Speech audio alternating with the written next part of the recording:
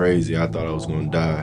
A normal boy that grew up in a normal town, but the environment was the way it was. And then the blue rag eventually went to like becoming a crip, like later on. So gangs, drugs, music, stuff like that. But it started about fifth grade.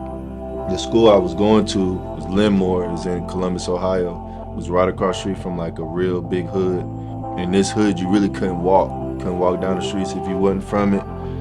You had to, if we did have, had to walk, we had to kind of walk all the way to the, all the way out our way, because if we didn't, we get jumped for no reason. And instantly, as soon as I get in jail, I begin to read the Bible, because you go to jail, you don't know how this stuff going, you don't know who in there, so you sticking to yourself. So I would read, from Genesis to the end. I read hours a day. I was just reading. Really didn't know how to pray. Didn't really even know how to study the Bible. I was just reading. I just began to see God move while I was in jail. Different things, different people.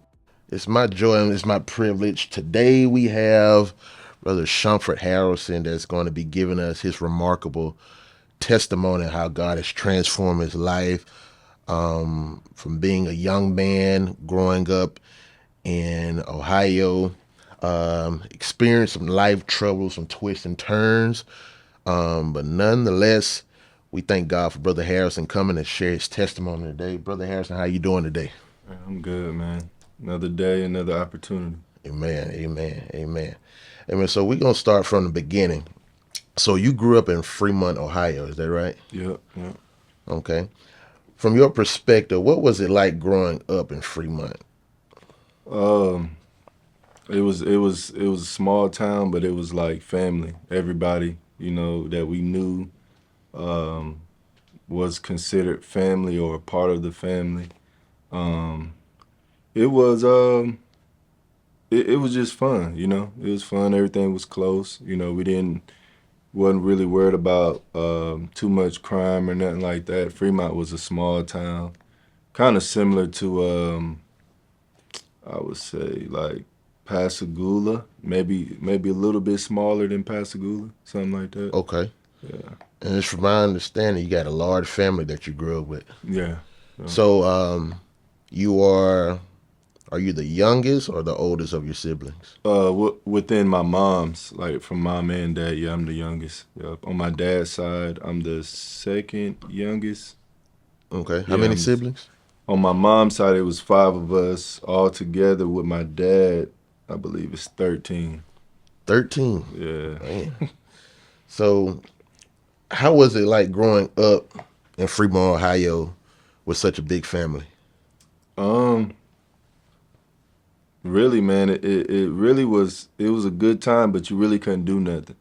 If you did something, you had to be like ducked off somewhere. Nobody seen you. When I grew up, it was a time where, we did a lot of bike riding. We did a lot of jumping in the forest and, doing crazy stuff. So, I Hmm. mean, for the most part, that's what we were doing besides sports and stuff like that. I always had my cousins. We always played. Uh, the family's big on football, Okay. really big on football. Have a famous family member that my grandfather taught how to play football. So, football was one of the sports I learned first because it was such a demand on the family. And then, just from that sport, from football to basketball as a kid. Okay. Can you share any like experiences or any like specific memories like growing up, in your childhood that you want to share today? Yeah, we always went to church. My grandmother was the one. She kind of did her best to keep us in church. My mom and my stepdad at the time, I think they got married when I was, how old was I? I had to be like at least six. I think I was six. They got married, had a big wedding. My childhood was like, um, on one side, getting raised by my mom, it's partying and we witness parties in our house at night, you know what I'm saying? Stuff like that. It was a lot of street activity. It was a lot of, like a younger crowd, you know what I'm saying? Like we was getting raised by kids in a sense. So it was a lot of that. But then on my grandmother's side, when she would help my mom, we'd live with her. So that's when we would always be in church. You know what I'm saying? So when we lived with her, it was different. Like I said, we did have to go to church. I got baptized when I was 7 in my grandmother's church. Um, and I believe we all was in the church. My grandfather, he's a deacon in the church, and my grandmother, she was like a pastor's aide. So she kind of always kept her breath mint, stuff like that. She just she was just kind of like how we see in our church the setup. She was Right. always there wearing white. But other than that, man, I had a real like I said, always around family. So it was like I didn't really need friends. You didn't. It's just family. When we went to school, same thing. I probably had 16 cousins at the school. Man. You know what I'm saying? So it's like we getting in fights, we doing stuff, and it's always like family is surrounding you. You know what I'm saying? So Yeah. So you guys grew up in the church when you were younger? yeah, in this, like I said, in a sense, it was like I believe I was not this around that time in my life. But I mean, we enjoyed church. I mean, as a Mm-hmm. kid, had to do the Easter speeches, had to, do the lock-ins and Halloween stuff. We were there as long as we was with my grandmother. But it's like when we left, it turned into whatever. You know what I'm saying? My Yeah. mom, she did what she could. But they were affiliated with the streets. Drugs was involved, stuff like that. So just trying to make sure, you got a woman that's raising 5 kids. She in her mind thinking like, I got to do what I got to do, make sure these kids fed, stuff like that. So I believe my mom did go to jail, but I was around like 6 or something. So it was like a point where I remember her going, but I don't remember how long she was gone. It was like kind of quick. She was back. So Mm. yeah, yeah. How did that affect you when you see your mom going to jail like that? I mean, I think at that point, that's when I first got like traumatized, cause we was in a house. My uncle sold drugs and stuff, and when I mean like drugs, like I asked my mom years ago. I said, how much drugs was y'all selling? My mom said she was her alone. She said a key a week. So I believe my uncle, and I'm just hearing this from the reunion we just had. My uncle told on everybody or something like that, and got maybe 4 of my uncles put in jail for about 15 years. Like it just destroyed the whole lifestyle we had in Fremont. It kind of, we got robbed twice. I was a kid. I think I had to be at least, like I said, from 3 to 6. I remember being in my under the bed, like a baby bed, bassinet, and I remember seeing people like climb, over the, what I'm saying, trying to Yeah. break in. And I remember my mom answered the door, and the guy was like, give me all your, like a robbery, but he didn't force his way in. He knew about the money, but he didn't come all the way in the house. My uncles was there. I remember seeing, how like my barbershop is with that curtain in the back. Like we had that in our kitchen, and I was, looking up under it, and I remember just seeing like cases of bullets, like bullets. I'm talking about like, in a case, in a little black case that you take out of. And I think around that time I experienced that trauma because I can't like I can't stop thinking about it. You know what I'm saying? It's times it'd come up, you know what I mean? Throughout all my life. So I feel like that was one of the first moments I was like just went through something that was crazy. I thought I was gonna die, as a kid. Wow. So yeah, yeah. Man, so And you had to be around, what, 7 or 8 years old. All this is going on. Yeah, I was a little bit younger. I probably was like, cause I'm the youngest of five, so about yeah, I probably had to be from it had to be from 4 to about 6. No older than 6. Wow. No older than 6. So while all of this is going on, is there like, I know your grandmother had y'all in church, Yeah, yeah. but like, was there like any kind of like trying to reach out and help, like, because all of this going on and you guys are young. Yeah, she did what she could. I mean, my grandmother and grandfather had 9 kids, 2 girls, 7 boys. So all their boys was really in the streets. You know what I'm saying? I think the only person that didn't end up in the streets was my aunt, the youngest. But everybody else was like affiliated from in the streets. So it's like really grandmother, just holding up, just making sure to keep the door open. If anybody needed, come here. Um, she couldn't do really too much, you know what I mean? Other than whenever my mom got kicked out or lost her place, she'll let us come live. We lived with my grandmother like I think about 3 times, 3 different times. One thing I can say about like grandmothers, like some people think like your mom is the MVP, man. Like Mm, those grandmothers are the real MVP. yeah, yeah, They're the real ones that need to be celebrated because, they're the ones that really take up the slack. right. When parents, are either everybody may not be in the streets, either when Hmm. mom got to go to work or trying to establish a new career. It's just always those grandparents that have that kind of that rock, that solid foundation, Right, right. that you'll see in your life, years after.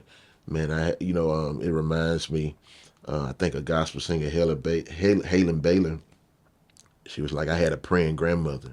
Hmm. So, yeah, man, like those grandparents, they are very, very worth being celebrated. So, you seeing all of this growing up, and especially your siblings and stuff like that, like at what age do you really get involved as far as the street life? Like myself, like putting myself in the streets. Right. Um, I would say, I would say I was like in the 5th grade, 6th grade. That's when because I've been seeing this all my life, been hearing the lingo, been hearing them talk about, being a GD, a gangster, a Crip blood type stuff. I've been hearing it, it's been in my life at at the point of 5th grade to where, I began to wear like a rag. Like I kind of put myself in it even though my family was in it. I didn't go to my family and be like, you know what I'm saying, put me in it. I just was like, hey, it's in my family, it's me, it's a part of me, it's a part of my culture. So I started with the blue rag, and then the blue rag eventually went to like becoming a Crip like later on. So, but it started about 5th grade, 5th grade. Wow. And it just kind of reminds me, you have a lot of people. You look at like rappers and stuff like that. As soon as they get money, as soon as they, blow or get successful, Mm, they want to start, getting into gang culture and stuff like that. But right, for you, it was kind of second nature. It's like right. because of the environment, because of the circumstance, that's the only thing. It was like this is the life for us in a sense. Right. Like But by you having a love for sports at a young age, um, was there like an aspiration to kind of, yeah, that always was the ultimate goal. Even though gangs was affiliated in our family, it was like still basketball, football was the goal. Like, you know what I'm saying? Stay out the streets, don't follow your cousins, focus on sports. So, and that's what we did, played basketball heavily, football heavily. mm, Um, but other than that, man, it like I said, just having my cousin Charles Woodson, just having him um, being who he was, it just kind of brought a lot of those guys that were selling drugs, over to the sports. I got a lot of younger cousins that could have made it that didn't, because of drugs, stuff like that, because of the streets, going in jail, stuff like that, just losing your goal, losing that fire for it. So, Where's where's your father at while all this is going on? I believe I believe he was down here. He was in Mississippi. Yeah, he was in Gulfport. Yeah. So I believe he did come. Like when I asked my mother, I believe they were trying to make it work in Ohio, but it was just so strange, I guess, culture shock for my father to be, in Ohio with no family, trying to create a family, you know. But it wasn't. I don't remember him being in Ohio. I don't. I remember him coming up there one time when I was a kid, and I think it was around the time I was. This was like the sixth grade. That was like the first time I remember seeing my dad in that moment. It was like sixth grade, Mhm. like seeing like really like first time meeting and understanding something about my dad. You know what I'm saying? At that age. So it wasn't nothing before that. It was times we probably shared moments, but not to where I could really remember my dad was right here. You know what I'm saying? Yeah. So around you said fifth, sixth grade, you're kind of entertaining um, being a Crip. Right. Um, if you can, like, paint me a picture of like the daily lifestyle that you live being a Crip. As being young, um, so pretty much what I would do is I would take this rag and I would put it. I had to go to school, and so I think it was like what the 90s, 2000, close to the 2000. We used to wear the rag or we used to cuff our pants. It's one of the two. So I used to have the rag up here during school, so I wouldn't get in trouble. And then after school, I would bring it down, raise my pant leg up, or if I had shorts on, you would see it. But what I would do is when I first started, man, we were just, my cousin, my best friend, he wasn't really into it like I was. But I had cousins, I had friends that was all into it. And then I wasn't in Fremont at this time. I was in Sandusky. We left Fremont after my uncle, after all that stuff, everybody went to jail, people got shot. My mom moved to Sandusky, and it's about 30 minutes away. It's like from here to Poplarville, something like that. And so when we moved, we get to Sandusky. So my brother's there. I think my sister stayed with my grandmother, and then my brother moved back with my grandmother after a couple months. He didn't like it, so I'm by myself. Like it's my mom had two boys and three girls, so I'm getting raised pretty much by my mom at the time. She's not married.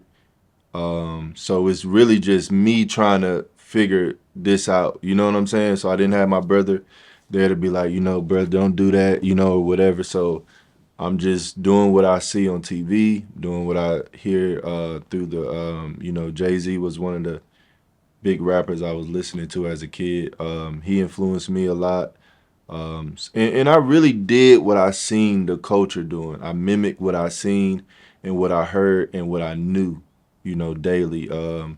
Just presented myself as a Crip. Just, was afraid to, Mama didn't know. Mama didn't know I was a Crip till, we moved to Columbus.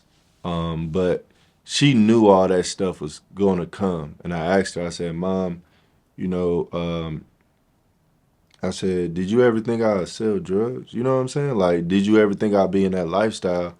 And she tells me, no, because I took you away from it, at the right time. You know what I'm saying?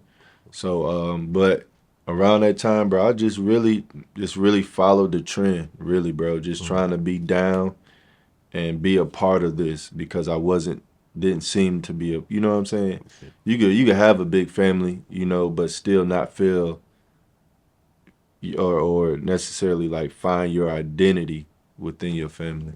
Mm. Yeah. Yeah. So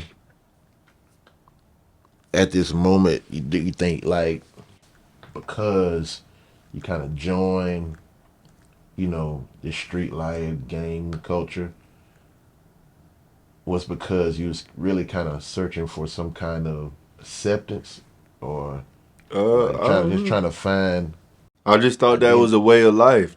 Okay, It's like, okay, you're getting older, it's time to fit in. Where you fit in at. You love sports, okay. See, because that's one dynamic that's in the black culture. It is gangs, and that's something that, we have to choose. Just like career. You choose, hey, I want to be a doctor, but being in a predominantly black neighborhood or a school, you have to choose. You have to choose because if you don't, it's gonna be like you chose, but now both gangs, all gangs, is aimed at you. So you got to make a decision. gotcha. So yeah. So you have some people that's in that culture. They just join just for the aesthetics or just to be identified, but they're not Right. really involved. You see what I'm saying? They're Right. not Right. really, you know, doing things. They see something on TV Mm-hmm. and they just want to wear the colors. They just want to, Yeah. Yeah. look the part. Just fit in. But was you that type, or was you really like involved? I think I was both because I didn't have. If I would have had my family, because when we left Fremont, that's where all my family was. Moved to Sandusky. I don't. I don't think I knew anybody in Sandusky at all. So coming there, it was like I didn't have my cousin to say, "Hey, this is what we do. Learn these licks, learn this knowledge as a crip or whatever." Didn't have that, so it was like really I already kind of seen it happen, so I had to live it without no guidance. So yeah, part of me was like, "Let me do this because this is what I see in the culture," and then a part of me was like, "This is my life." You know what I'm saying? Like I done seen family members grow up in this and live it. You know what I'm saying? And still living it. At that time, my uncles probably was my age or a little bit younger. And they still was cripping. You know, they still was affiliated with the gangs and stuff like that. But So with people, everybody that's watching that will see this interview, take us kind of deeper as far as you know whatever you're comfortable with, like things that you were involved in to kind of show people, you know, who um, you were in that um, life. I would say when you looking at a normal boy that grew up in a normal town, but the environment was the way it was. It was, gangs, drugs, music, stuff like that. So when I moved to Columbus, I mean, um, Sandusky, I got a little bit worse. You know what I'm saying? Because I already grew up not having, you know what I'm saying? So we was already stealing and, getting accustomed to taking bikes, stuff like that. So as I grew up older, it was more like my position was in the gangs, but it was more like, hey, now you have to figure out who you are as a street guy. Like we know you cripping, we know you a black dude, we know you in the hood. Okay, but who are you? Are you type of person that's gonna be selling dope on a corner? Are you the type that's gonna be buying the dope? You know what I'm saying? Like, are you gonna be that type of person that's gonna be just getting into all type of stuff, or you gonna become a jack boy stealing? That's something that I guess my older cousin was doing, and me and my younger cousin, his brother, kind of just fell off into. And we wanted money, we wanted it quick, we wanted to have, the nice things. So we would set up stuff. We would try to rob people, you know. we would try to sell dope, smoke if we could. I didn't smoke weed until I was 18. Um, and That's kind of weird because I grew up around all that stuff, but I didn't do it until I was 18. But I think by the time I left, when I was in Sandusky, I did the average stuff a kid would do, try to steal, whatever, get away with it. But when I moved to Columbus, and this was seventh grade, this was beginning of seventh grade, and then that's when I started getting into more like the real stuff. Like Columbus is like more like a bigger city, more people, it's faster. It's like you if you don't know what you doing in this city, you get turned upside down. So when I moved to Columbus, immediately, I mean the first day of school, I found out like all that stuff you was doing there back then, it was okay. But you here, this a whole different arena. You got kids in the seventh grade smoking, drinking, cripping, shooting, got a gun on them in school. So you looking at, I went from like 0 to 100. You know what I'm saying? Transferring from schools, and when I get there, so now who you were had to come out a little bit more. You had to really prove you was a crip. I had to carry a gun to school. What Was grade? I was in the seventh grade. It's in the seventh grade. The school I was going to was Linmore. Is in Columbus, Ohio. It was right across the street from like a real big hood. Um, in this hood, you really couldn't walk down the streets if you wasn't from it. You had to, if we did have, had to walk, we had to kind of walk all the way to all the way out our way, because if we didn't, we get jumped for no reason, or shoes get taken and stuff like that. There was a time that we did, I think, and this is kind of down the line of the story of my testimony, but like just getting active with robbing people, and not like innocent people, regular people. You know what I'm saying? Robbing guys that's actually, doing what we doing. You know what I'm saying? We made that pact, and I did too within myself. Like, I'm not gonna rob a person that's working at Walmart. You know what I'm saying? Like saving up. Like, I'm gonna rob the guy out here that got trying to sell weed, or trying to sell cocaine, or trying to sell crack. Like, those were the guys we were aiming at. And I did my first what we would call a kick door. So we kicked the door in. Well, we pull up. We in a small little car. I think it was like four of us, and my cousin. We get to the door. I had a nine. My other cousin had like a AK or something like that. Hmm. And this is how crazy we were. This is how like so gone, and like within the music and everything else. Um, I put the guns away and like let them hold it, and I'm kicking the door in. And mind you, I don't know. I know what's in the house because somebody told us. So I don't know what's in the house. Pretty much, I don't know who in the house. I don't know how many people. We didn't knock on the door. We just went to it, stood in front, and kicked the door in. So at that time, I was like sold out. Like, it didn't matter if I was gonna die behind it. It didn't matter. I recall like listening to Lil Wayne, because at that time, even doing these little robberies or just trying to figure out a way to get money, we didn't smoke weed. Maybe my older cousin did. So I wasn't influenced by no drugs to get in the mindset. It was really just the music. We could sit there and listen to Lil Wayne for a couple minutes and be ready to do whatever we had to do. So you saying the music that you guys listened to was like gave you like extra motivation? Yeah, just because the music was telling us to do what we were about to do. You know what I'm saying? In another word, telling us to, rob, steal, do whatever we got to do for ourselves, pretty much. Um, I think that happened after I came back from down here after Katrina.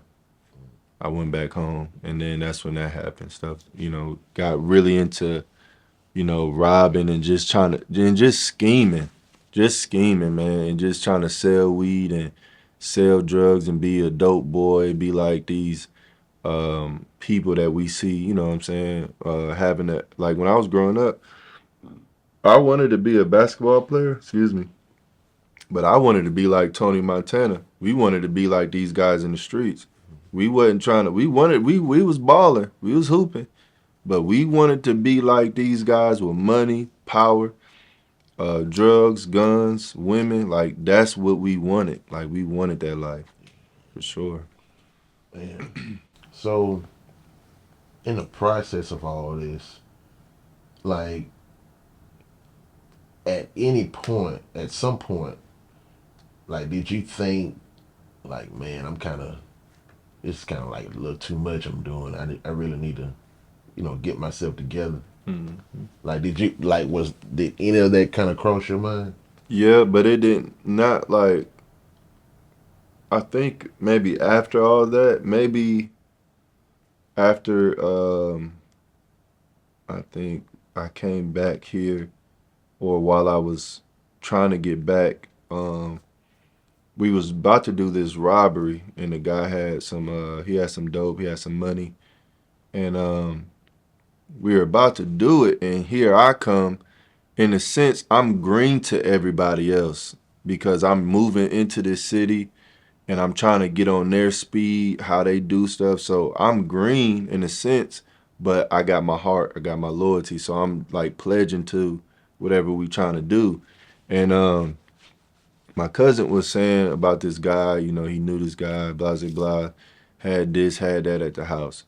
And we trying to scheme, we plotting. Like we trying to figure out what would be the easiest way for us to get in here and get out. You know what I'm saying? Get the money and get out without nobody getting hurt or whatever. And we talking about the details of who live in the house and stuff, what we gotta do when we get in there. And then his baby mom got brought up. Baby mama just had a baby. So I'm trying to get in and, I said, man, hey, why don't we just get the baby? If we could find a way to get the baby, we got the money. And I said, if we get to that child, I could just use the gun, act like I'm gonna shoot the child, and that's gonna break the woman. You know what I'm saying? She gonna tell us where the money is, and we gonna go ahead and do it. So after all that happened, I'm sitting back thinking like, bro, what kind of person are you to think something like that? Still being like in this thuggish mentality, because if a thug can't think something like that and still be who he is, he's not in the streets. You just ain't got it. Like you want to be a thug, but you just ain't got it. So I had to think a certain way, and when I was thinking about what I thought about killing a baby or just making it look like, I don't know, man. It just felt like it was like a conviction. And I at that time I wasn't in church at all, like not even close. Um, wasn't even thinking about God, and I was just like, my grandmother didn't raise me like that. You know what I'm saying? Like all this stuff come, and that's what kind of I guess that's when like God really start like my life just kind of just start going in just different places. You know what I'm saying? I feel like that's the moment where God really began to work on my soul. I feel like that Wow. because I wouldn't. I mean, how can I just think of that when I'm in a mode? Nobody else said it. I'm talking to other gangsters. They ain't said they ain't got no problem with it. They agreed. You know what I'm saying? So Man. yeah. So all of this is going on, and at what point does it get to like a head to where it really sends you off to Um, prison? when I got locked up, it wasn't. It was kind of for the same. I got locked up twice in juvenile. I think I was 17, 18, and this this was after. I believe this was after that. But We were in Cleveland, Ohio, and and this is how stupid I was. Like we were coming after Katrina, so we had an apartment paid. The apartment was paid for 18 months. Didn't have to pay no rent, and didn't have to do nothing because we were considered refugees from Mississippi. So when we up there, my baby mom, she was getting ready to have my our first child, which was a boy, and she ended up leaving. She didn't like the cold, so she left. Um, I'm up there in Ohio by myself. I'm going to school. Was in the 10th grade, I believe. Yeah, about 10th grade, and we were trying to figure out how we was gonna get some money because my girl left. We were young in school. I had a little bit of bread because we did this robbery with this guy, and it scared me. This was the first time we was. It was the guy's cousins. Guy's cousin set up his cousin for 100 grams of coke. Like this was my first time seeing that much. Like, you know what I'm saying? In my as I was that old, and we were in the car, and I sat in the back, he sat in the front, and they talking or whatever. Then it switched. Dude was like, "Give me the money, give me the coke." Dude ain't want to do it. He shot at the floor, kind of like startled me a little bit. He tells me to get out the car, run around on the side. You know what I'm saying? And get engage in this robbery too. I didn't have no mask on. He didn't have one on. You know what I'm saying? I ended up taking something off the dude person.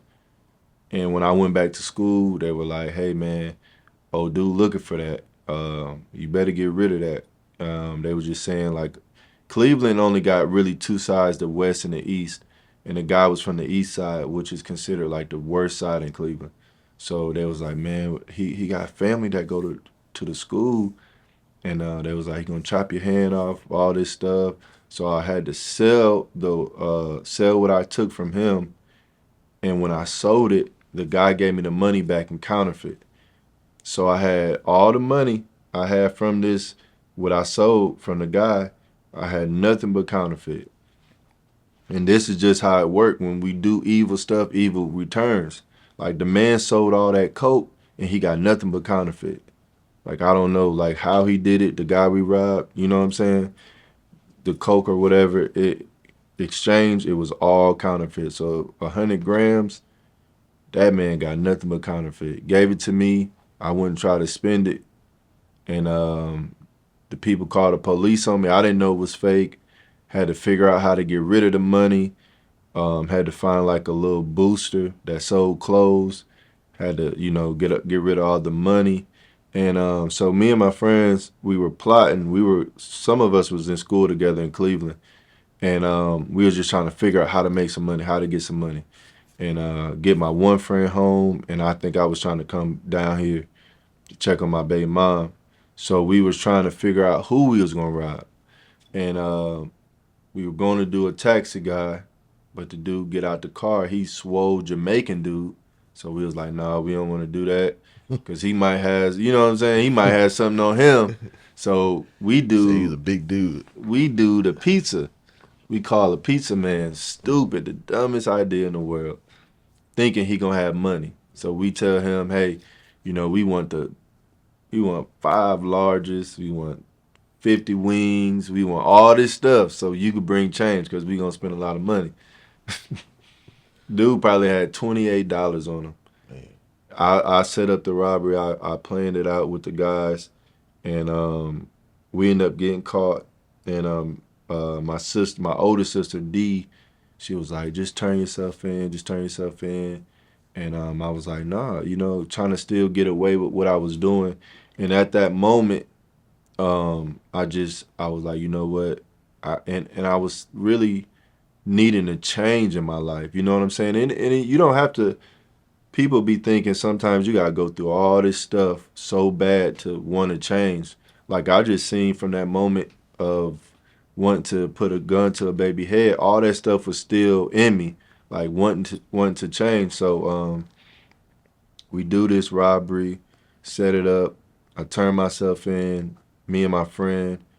I did a year in juvie, and then I get out. I come back to the, Mississippi, and I think I was here maybe a year and got in trouble again. So around 2008, um, we were selling some pills. I got back into the game, but see down here is different.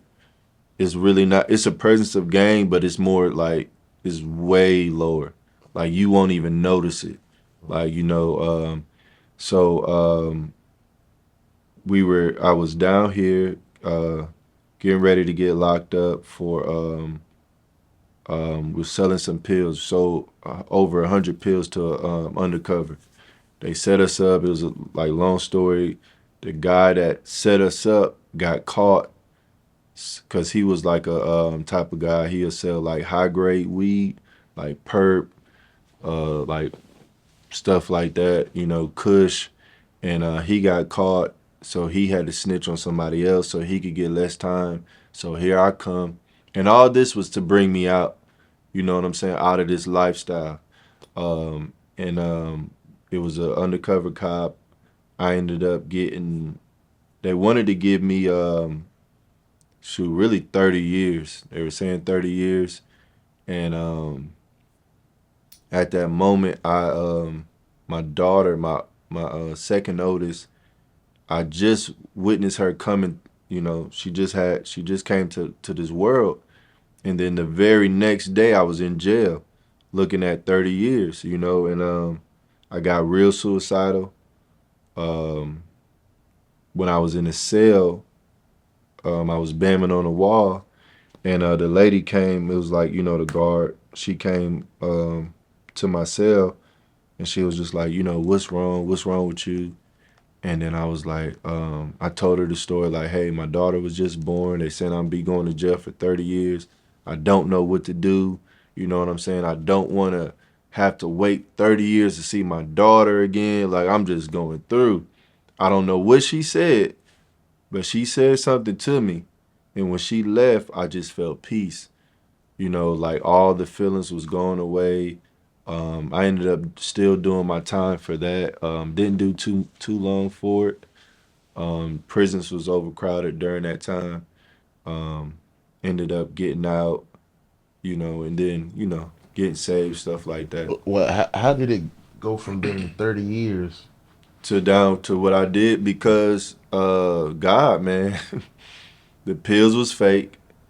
The pills ended up being fake. And what was crazy, the night before we did the sale, we were popping the pills. It was the X pill. We tried to, take it, and it didn't work. We took about two or three. We were like, man, I don't know what's going on with these pills. So we just ended up smoking. But the pills were fake, and I was really just driving. I made it. I did my job to just sit in the car. Like I didn't get out when he did the sale. I just drove, but he did have me on record and stuff like that. So I guess with it being fake, um, and it being our first time, stuff like that, they reduced it, and I had to get I had a lawyer, stuff like that. I had to pay for a lawyer, Hmm. um, but I only end up doing. It was 30 years. They suspended 30, gave me, so it was 30. Then they dropped it down to 10, suspended the 10, and gave me this program, and I had to do 3 years on papers, probation. Wow. Yeah. So during this time, you're in prison, and all of this that you've been through throughout your lifetime, the journey that you're going through, All right. you landed in prison, but then you go through a transformation. Walk us through understanding leading up to this. Walk us through how you found Jesus in prison. Um, I found Jesus in prison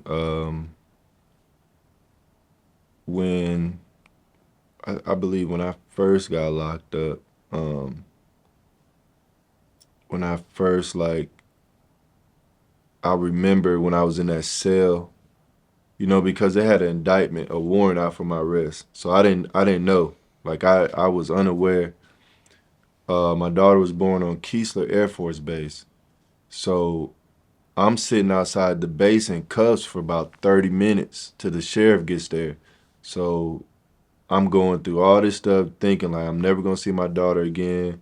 So I get to the jail, talk to the DA. He tell me 30.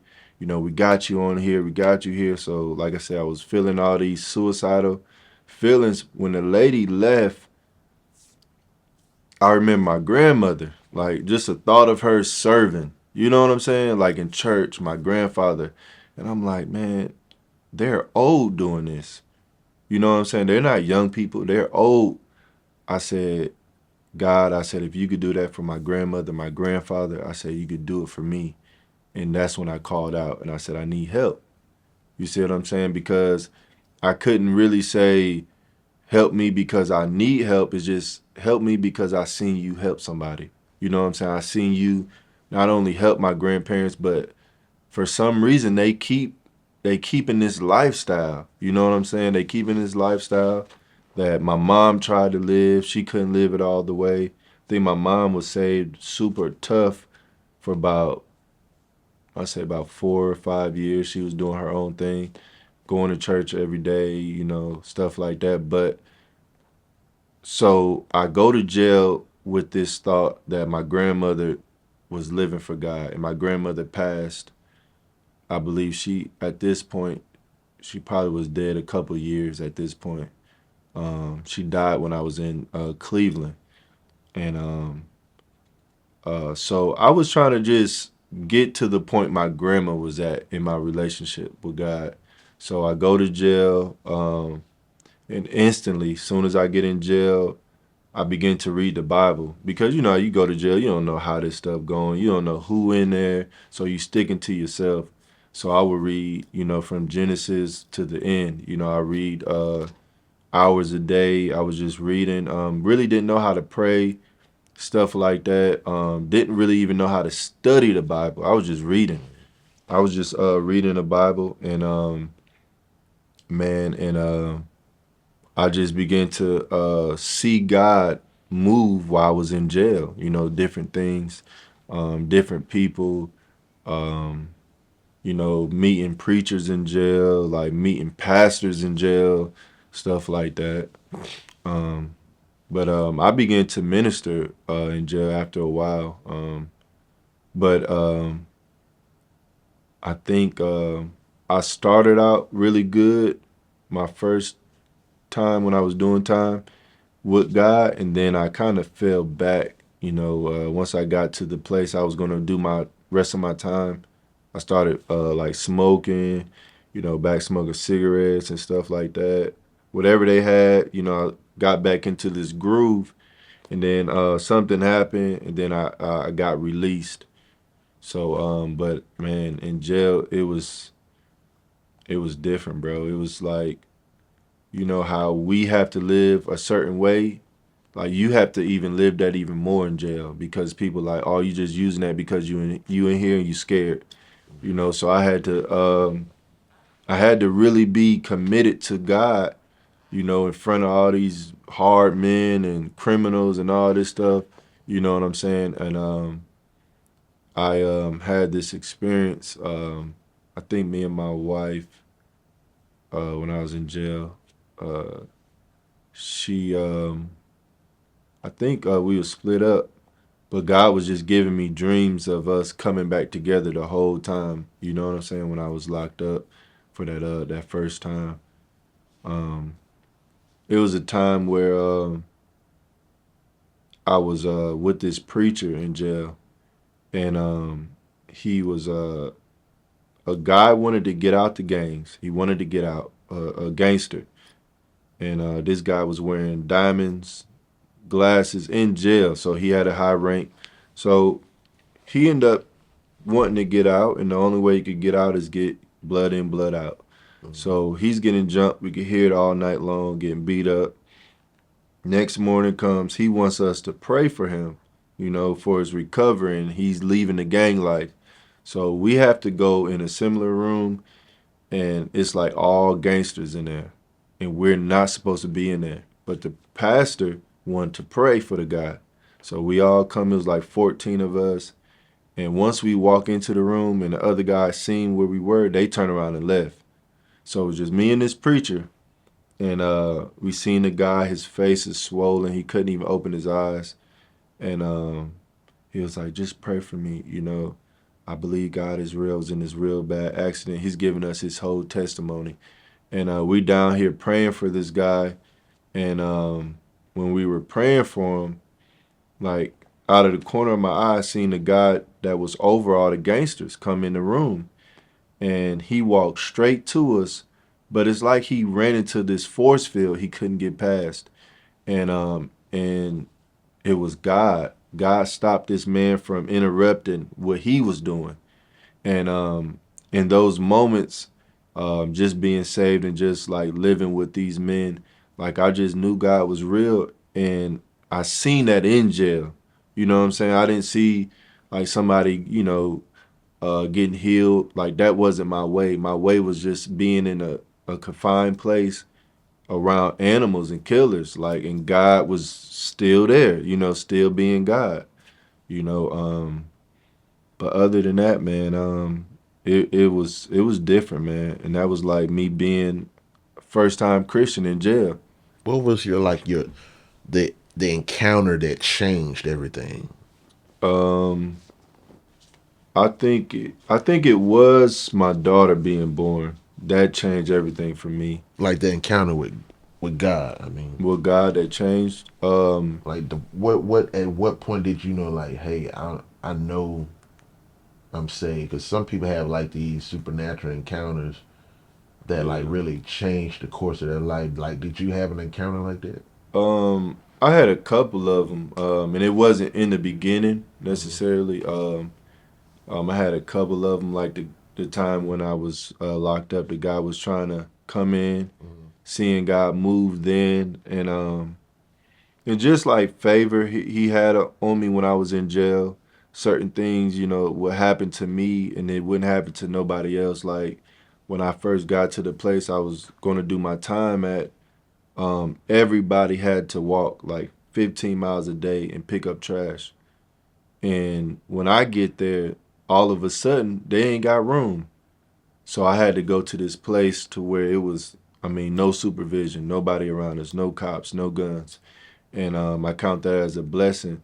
But when I knew God was with me, and for sure, and like I knew I was saved, it was a time like just my whole period of being in jail, just like being in fights, um, not feeling that old self no more. Like I was in a fight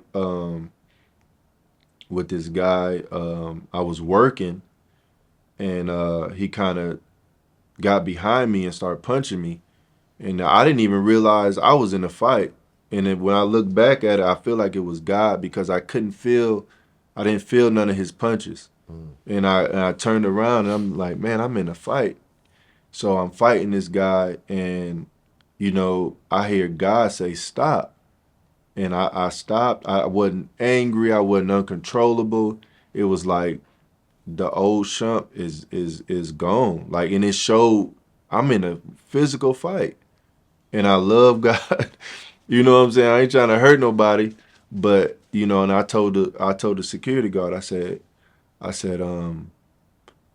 didn't want to get shot, but really I heard a voice that made me come up off of him Mm. because I was hurting. You know what I'm saying? It was like more like I went from a defense fight to where I would try to hurt him.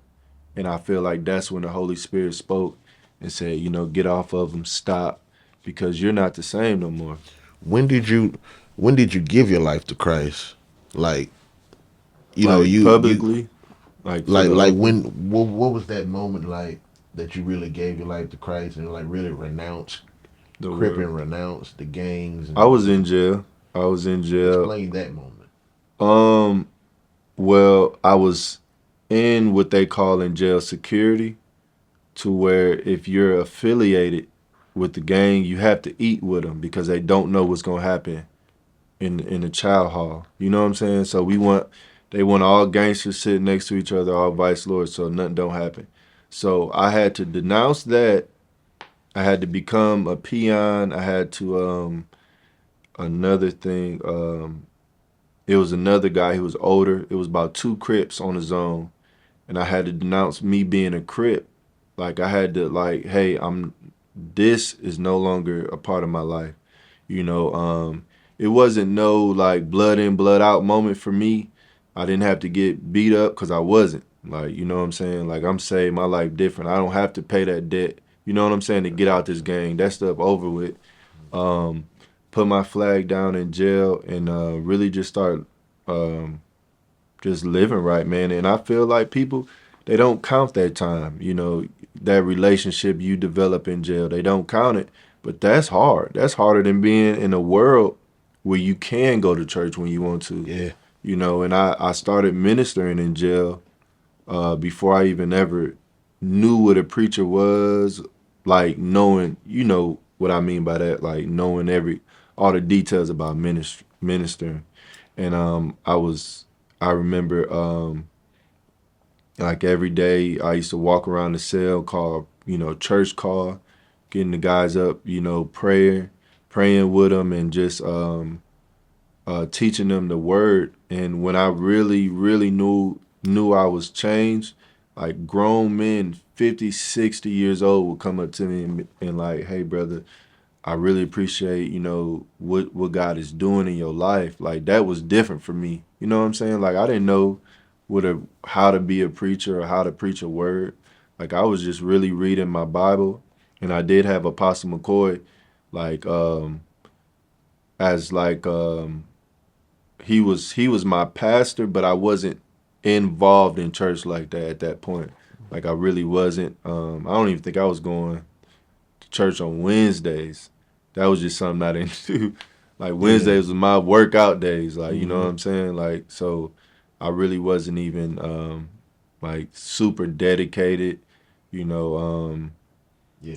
so it was a lot of stuff. You know what I'm saying. But I had to put it down when I was So pretty locked up. much, through all the stuff that you've been through your life, you get to a point to where you say, "Hey, enough is enough," and I want to denounce this. I want to leave the world, Right. and I really want to give my life to Christ.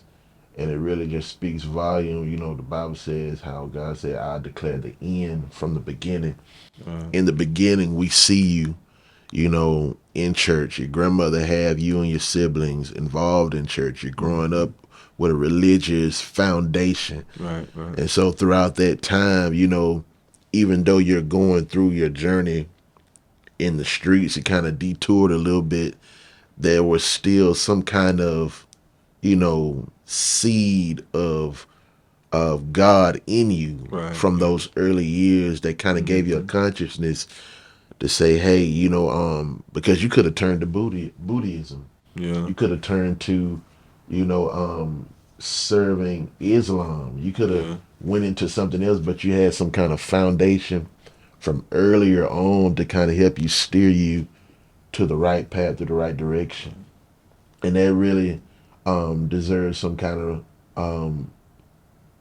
applause and, respect that, hey, because a lot of people, when they're in situations like that, they don't make the right choice. They don't Yeah. make the right, you know, turn, Right. Right. for the better. But seeing that you've gone through all this stuff and now, you're your father, you're a devoted husband, you're serving in the church faithfully, and there's nothing but, you know, great success, ahead for you.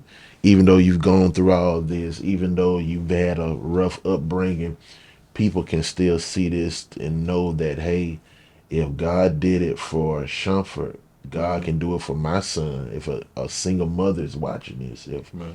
a young man is trapped in the streets and don't know how to make it out, all it takes is when you really make it up in your mind to say, hey, I really want something better for my life. Right. And just to see you, to see how you've come through all those nuances and how you just really say, hey, enough is enough. I really got to make a change in my life. And for God to meet you in those predicaments and have really transformed your life from all that, it really speaks volumes. So I'm happy for you, and I hope that everybody that sees this interview, will get inspired. That'll give them some sense of encouragement, just to keep following after God. So, man, I enjoyed you, man, and Yes, sir. I really appreciate you coming in and showing us your journey to Jesus. And I wish you nothing but success. Yes, sir. Yes, until next time. Peace. All right.